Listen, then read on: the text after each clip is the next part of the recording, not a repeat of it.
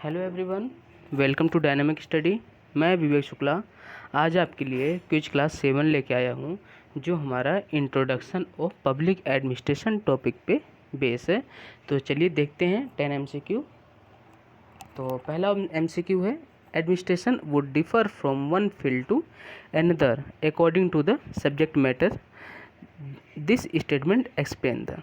ठीक है, तो पहला ऑप्शन है मैनेजेरियल व्यू ऑफ एडमिनिस्ट्रेशन, दूसरा ऑप्शन है वाइडर व्यू ऑफ एडमिनिस्ट्रेशन, तीसरा ऑप्शन है इंटीग्रल व्यू ऑफ एडमिनिस्ट्रेशन, चौथा ऑप्शन है नैरोवर व्यू ऑफ एडमिनिस्ट्रेशन। तो आंसर देखते हैं, इंटीग्रल व्यू ऑफ एडमिनिस्ट्रेशन। ठीक है, तो इंटीग्रल व्यू ऑफ एडमिनिस्ट्रेशन क्या कहता है, इसमें 3 पॉइंट की हम बात करेंगे। पहला पॉइंट हमारा है कि यह इसमें ऑल एक्टिविटी को इंक्लूड करता है, चाहे वो मैनेजेरियल एक्टिविटी हो, चाहे वो क्लरिकल हो, चाहे वो मैनुअल हो, सभी एक्टिविटी को इंक्लूड करता है। ठीक है, और दूसरी बात होती है कि इसमें टॉप टू बॉटम की बात करते हैं। तो जब टॉप टू बॉटम की बात करेंगे तो इसमें एक ऑफिसर से लेकर के एक क्लर्क तक भी रहेंगे। तो इनके ओबीसी बात है, इनके कार्य क्या होंगे, अलग अलग होंगे। ठीक है, तो इसकी बात होती है। और तीसरा ऑप्शन है इसमें कि इसमें इसके सपोर्टर कौन कौन से हैं। तो इसके सपोर्टर आपके हैं एल डी वाइट हैं और डीमॉक हैं। ठीक है, नेक्स्ट क्वेश्चन पर मूव करते हैं। तो दूसरा क्वेश्चन है, who coined the post Corp. Post Corp को किसने कॉइन किया था। तो पहला ऑप्शन है गुलिक एंड उर्विक, दूसरा ऑप्शन है उर्विक, तीसरा ऑप्शन है गुलिक, चौथा ऑप्शन है हेनरी फेयोल। तो इसका आंसर देखते हैं क्या होता है। तो इसका आंसर है गुलिक। ठीक है, तो इसमें पोस्ट कॉर्प क्या होता है। पोस्ट कॉर्प में दो बातें आती हैं। पोस्ट कॉर्प एक होता है कि पोस्ट कॉर्प जितने एलिमेंट हैं, हर एक एलिमेंट अपने P stand for something, O stand for something, S stand for something. ठीक है, इस तरीके से 7 एलिमेंट की बात करते हैं। और साथ साथ इसमें टेक्निक और मैनेजमेंट की बात होती है। इसमें कहा जाता है कि आप प्रशासन के सभी कार्य या सभी एजेंसियों के जो कार्य होते हैं एक समान होते हैं। ठीक है, तो इसकी बात की जाती है। तो हम नेक्स्ट क्वेश्चन पर मूव करते हैं। तीसरा क्वेश्चन हमारा है, who of the following says that public administration include the operation of only the executive branch of government. तो इसमें कहा गया कि एग्जीक्यूटिव ब्रांच ऑफ गवर्नमेंट तक पब्लिक एडमिनिस्ट्रेशन सीमित है। तो यह किसने कहा है। ठीक है, आपको स्टेटमेंट बताना है। तो आंसर देखते हैं, आंसर है लूथर गुलिक। ठीक है, तो इसमें एक और हमारे प्रीवियस क्विज में हमने इसमें क्वेश्चन और डाला था, नैरोवर व्यू। ठीक है, कि executive view branch of government कौन सा व्यू कहता है कि एग्जीक्यूटिव ब्रांच ऑफ गवर्नमेंट होता है। तो इसमें नैरोवर व्यू आता है। ठीक है, और नैरोवर व्यू के सपोर्टर भी हैं लूथर गुलिक। ठीक है, ध्यान रखिएगा। फोर्थ क्वेश्चन पर मूव करते हैं। फोर्थ क्वेश्चन कहता है कि which of the following statement are correct about public administration. Public administration से संबंधित कौन से कथन सही हैं। तो पहला ऑप्शन है it is the managerial of affair of government, दूसरा it is non political bureaucratic, it operates within political context, it is action part of government. ठीक है, तो हम आंसर देखते हैं, आंसर है 1 2 3 4। ठीक है, फिफ्थ क्वेश्चन पर मूव करते हैं। फिफ्थ क्वेश्चन हमारा कहता है कि administration has to do with getting thing done with the accomplishment of defined objectivity, this is said by. यह किसके द्वारा कहा गया है। ठीक है, पहला ऑप्शन है हेनरी फेयोल, दूसरा ऑप्शन है वुडरो विल्सन, तीसरा ऑप्शन है लूथर गुलिक, चौथा ऑप्शन है उर्विक। तो इसका आंसर देखते हैं, इसका आंसर है हेनरी फेयोल। ठीक है, सिक्स्थ क्वेश्चन की तरफ मूव करते हैं। Public administration includes all the activity of government, whether or judicial branch of government. This statement reflect that. ठीक है, पहला ऑप्शन है इंटीग्रल व्यू ऑफ एडमिनिस्ट्रेशन, दूसरा ऑप्शन है वाइडर व्यू ऑफ एडमिनिस्ट्रेशन, तीसरा है मैनेजेरियल व्यू ऑफ एडमिनिस्ट्रेशन, चौथा option है narrower view of administration.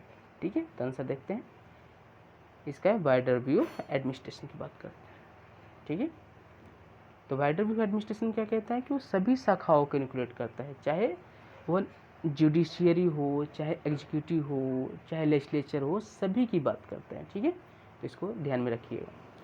Seventh question पर मूव करते हैं। According to Gerald Caiden, the public administration has assured which of the following crucial role. पहला option है preservation of the polity. दूसरा है institutionalisation of socio economic change. तीसरा है protection of the weaker section of society. चौथा option है management of larger scale commercial services. Code हमारे दिए हैं 1 to 4, 1 to 3, 1 2 3 4, 1 2 3 4। तो आंसर देखते हैं डी है 1 2 3 4। तो गेराल्ड कैडन के अकॉर्डिंग ठीक है कि हमारा पब्लिक एडमिनिस्ट्रेशन इस तरीके से रोल अपना ग्रहण कर रहा है। और गेराल्ड कैडन ने कौन सी बुक में बात की थी? तो उन्होंने दी डायनामिक ऑफ एडमिनिस्ट्रेशन में तो इन्होंने इस सब चीज़ की बात की थी। तो इस चीज़ का ध्यान रखिएगा, ठीक है। 8th क्वेश्चन पर मूव करते हैं। We public administration is the heart of the problem of modern government is said by. यह किसके द्वारा कहा गया है? पहला ऑप्शन है W.B. डैनहम, दूसरा ऑप्शन चार्ल्स ए बियर्ड, तीसरा ऑप्शन है L.D. व्हाइट, चौथा ऑप्शन है P.H. एपलबी। तो हम आंसर देखते हैं, आंसर है L.D. व्हाइट, ठीक है।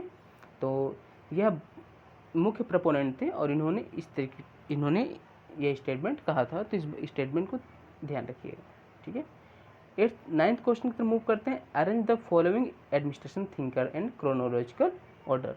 आपको इनको क्रोनोलॉजिकल ऑर्डर में इनको अरेंज करना है। पहला है C.I. बर्नार्ड, दूसरे M.P. फॉलेट, तीसरे रॉबर्ट डहल, चौथे ऑप्शन W.F. रिक्स, पांचवें ऑप्शन विलोपी, ठीक है।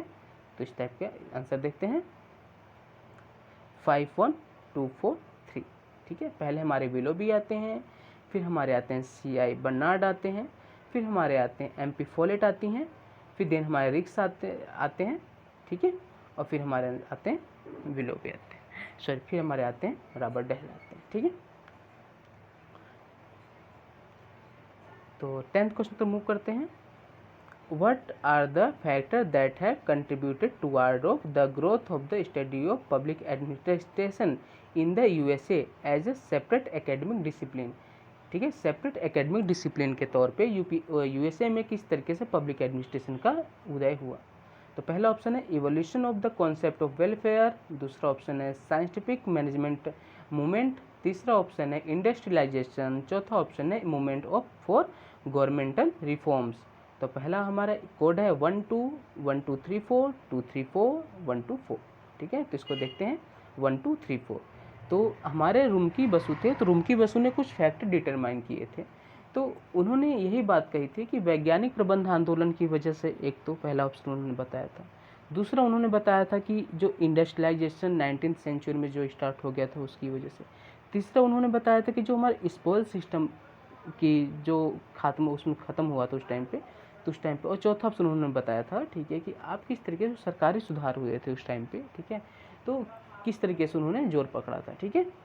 तो हमारा यही आज का यही लेक्चर रहा। और इसमें मैं आपको एक चीज़ और बताना चाहूँगा कि इतने जो हमारे राइटर्स हैं, थिंकर्स हैं, उन्होंने चाहे हायरार्की की बात की हो, चाहे यूनिटी ऑफ कमांड की बात की हो, चाहे इस पर कंट्रोल की बात की हो, तो सभी में अपने अलग अलग व्यू दिए हैं। तो कैसे उन्हें याद किया जाए, तो इसके बारे में हम बात करते हैं।